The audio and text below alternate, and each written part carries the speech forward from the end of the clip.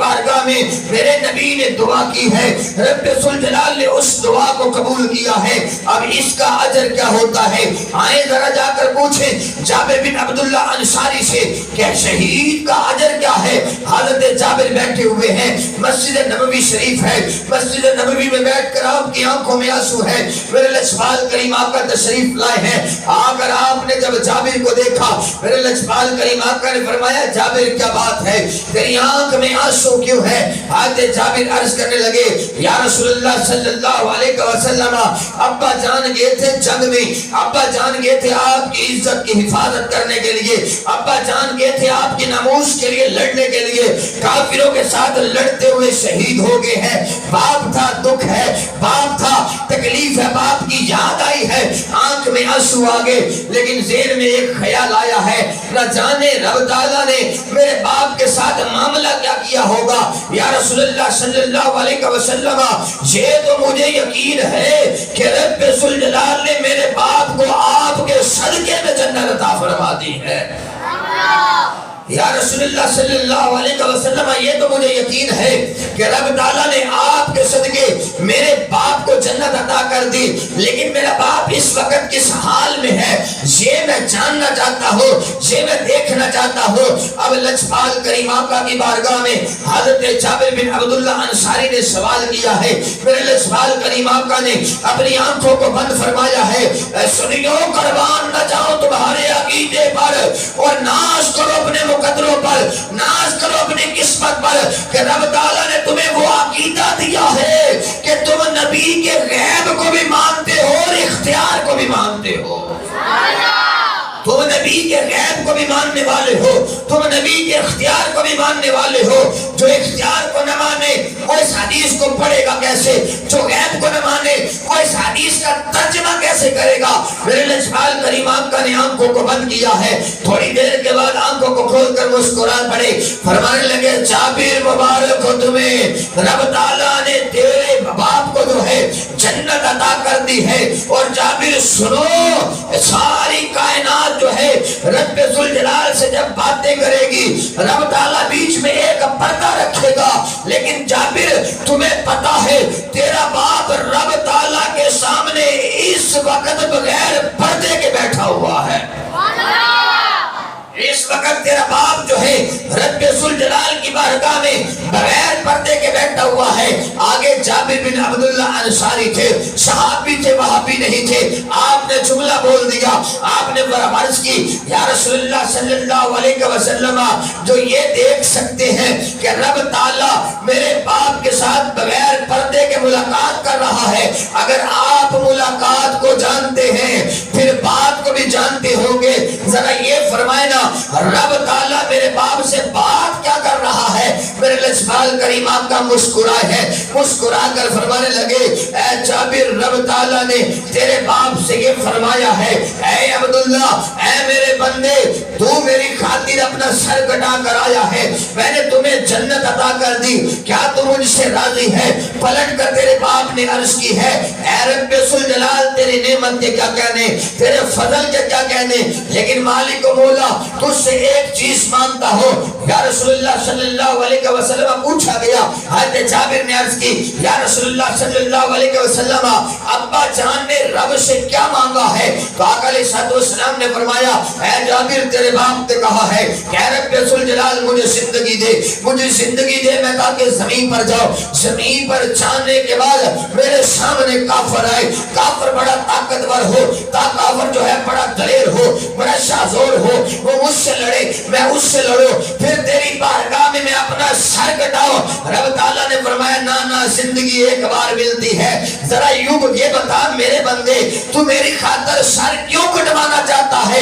تو حضرت عبداللہ نے عرض کی مولا، تیری بارگاہ میں سر کٹانے کی جو لذت ہے نہ تیرے عرش پہ ہے نہ تیری جنت میں ہے، نہ تیرے عرش پہ وہ لذت ہے نہ تیری جنت میں وہ لذت ہے جو تیرے نام پہ سر کٹانے میں لذت ہے۔ اے رب تعالیٰ مجھے زندگی دے تاکہ میں دنیا میں جاؤں، تیرے نام پہ سر کٹاؤں، پھر مجھے زندگی دے، پھر میں تیرے نام پہ سر کٹاؤں، پھر مجھے زندگی دے، پھر تیرے نام پہ سر کٹاؤں۔ آقا علیہ السلام نے 3 3 مرتبہ جملہ بولا ہے. حضرت جابر نے ہاتھ جوڑے, کہا یا رسول اللہ صلی اللہ علیہ وسلم بتائیں پھر ماجرا کیا ہوا ہے. تو رب تعالیٰ کے پیارے محبوب نے فرمایا, اے جابر, رب تعالیٰ تیرے باپ سے راضی بھی ہو چکا ہے, جنت میں بہت بڑا محل بھی عطا کر دیا ہے. یہ جملہ بولنا تھا. میرے لسپال کریم آقا کی آنکھ میں آنسو آئے ہیں. حضرت جابر عرض کرنے لگے, یا رسول اللہ صلی اللہ علیہ وسلم رونے کی وجہ کیا ہے؟ میرے لسپال کریم آقا نے فرمایا ہے, پھر ایک ایسا وقت بھی تو آئے گا جب کربلا کا میدان ہوگا, تپتا صحرا ہوگا, 3 دن کی بھوک و پیاس ہوگی, میرے 72 تن رب ذوالجلال کے نام پہ قربان ہوتے ہوئے نظر آئیں گے. پھر کائنات نے دیکھا ہے, پھر چشم فلک نے یہ نظارہ دیکھا ہے. کبھی ابو بکر بن علی قربان ہوئے ہیں, کبھی محمد بن علی قربان ہوئے ہیں, کبھی عمر بن علی قربان ہوئے ہیں, کبھی عثمان بن علی قربان ہوئے ہیں, کبھی عبداللہ بن علی قربان ہوئے ہیں, کبھی علی اکبر بن علی قربان ہوئے ہیں, کبھی علی اکبر بن حسن قربان ہوئے ہیں. یہ سارے شہزادے ایک ایک کر کے رب ذوالجلال کی بارگاہ میں جان دی ہے. اور پھر حضرت امام حسین نے کبھی محمد کا لاشا اٹھایا ہے, کبھی اپنی دستار اٹھا کر حضرت قاسم کے بازو کہیں اور سے اٹھائے ہیں, سر مبارک کہیں اور سے اٹھایا ہے, جسم پاک کہیں اور سے اٹھایا ہے.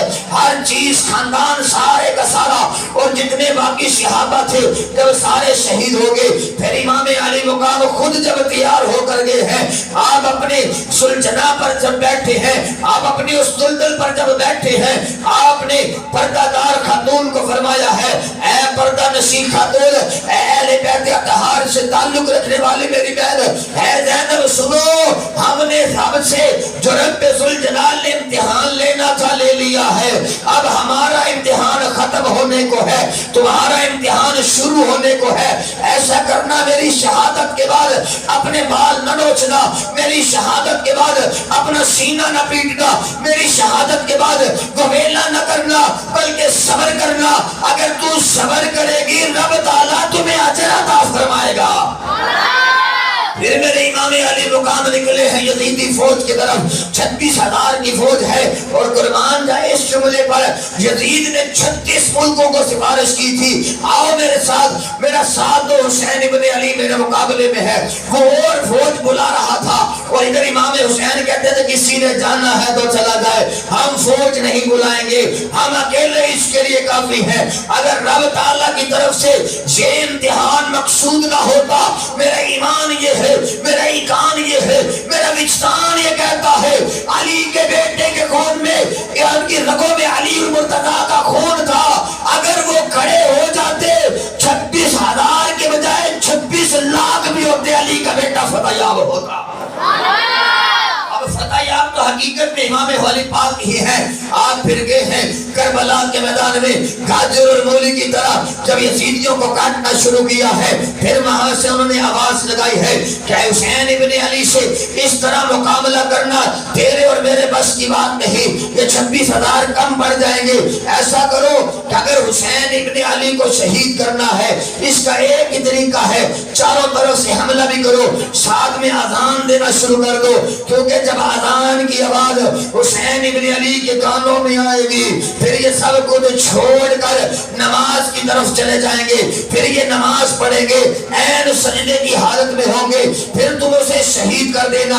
ادھر سے اذان پڑھی گئی ہے جمعہ مبارک کی, ادھر سے امام پاک نے اپنی تلوار کو نیچے رکھا ہے, ہونٹوں پہ مسکراہٹ آئی ہے کہ میرا دشمن کتنا بزدل ہے, میرا دشمن جو ہے اس میں غیرت بھی کوئی نہیں کہ اگر مجھے مار رہا ہے رب کا نام لے کے مار رہا ہے.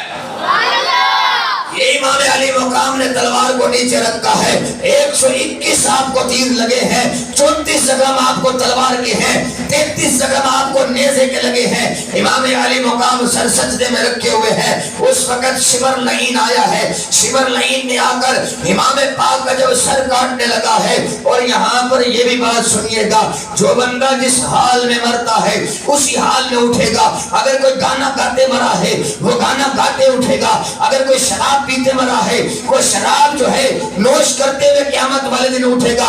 اگر جو ہے کوئی زنا کرتے ہوئے مرا ہے, جب اسے سے زندہ کیا جائے گا، اسی حال میں زندہ کیا جائے گا۔ اگر کوئی ڈکیتی کرتے مرا ہے، قیامت والے دن بھی اسی حال میں اٹھایا جائے گا۔ ساری کائنات جس انداز میں مری ہے اسی انداز میں اٹھایا جائے گا۔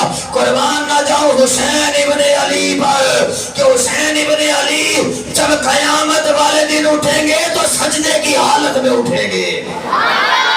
جب شہید ہوئے ہیں سبحان ربی الاعلیٰ کہتے ہوئے شہید ہوئے ہیں، جب اٹھیں گے اس وقت بھی سبحان ربی الاعلیٰ کی سنائی ہوگی۔ کہیں گے مولا میں مرا تھا تیرا نام لیتے ہوئے، میں اٹھا ہوں تیرا نام لیتے ہوئے، کیونکہ ساری کائنات یہ جانتی ہے کہ حسین ابن علی نے ایسا امتحان دیا ہے نہ آج سے پہلے کسی نے دیا، نہ قیامت تک کوئی دے گا۔ حضرت امام حسین رضی اللہ تعالیٰ عنہ کو عین نماز کی حالت میں شہید کیا گیا ہے۔ پھر اس کے بعد اصل امتحان جب شروع ہوا ہے پردہ دار خاتون کا، اہل بیت اطہار کا، جب آپ کے ساتھ جو ظلم و زیادتی، یہ فلسفہ الگ ہے، یہ موضوع ایک الگ ہے، میں یہ بیان نہیں کر سکتا۔ کیوں ہم اس باتوں کو بیان کریں؟ ہمیں